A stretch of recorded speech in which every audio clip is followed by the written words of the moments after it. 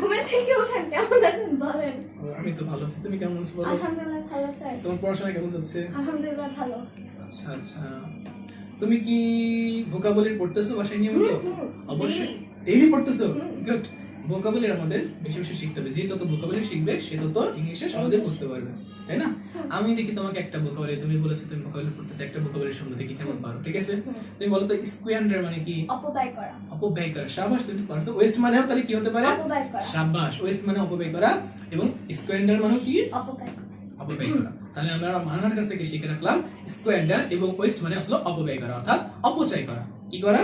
অপচয়। অপচয় করা। তাহলে আমরা নতুন নতুন ওয়ার্ড শিখতেছি, এইভাবে আমরা ডে বাই ডে প্রতিনিয়ত আমরা সিনোনিম এবং অ্যান্টোনিম শিখে রাখবো। সিনোনিম অর্থ হলো সমার্থক শব্দ, আর অ্যান্টোনিম শব্দ অর্থ কি? বিপরীতার্থক শব্দ, তাই না?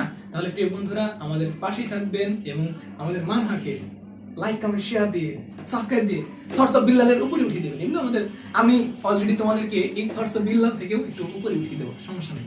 আমাদের মানহা এটা কাজ করে দেবে শুধু ভোকাবুলারি দিয়ে, তাই না? থটস অফ বিল্লাল, তাই না?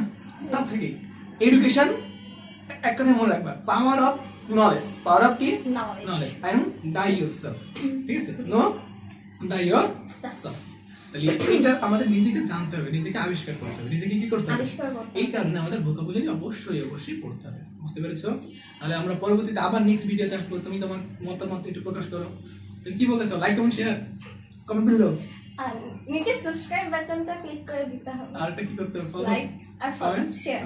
তোমাকে যারা ভালোবাসে তাদের কি করতে হবে, তাই তো? হ্যাঁ। ওকে, বাই বাই।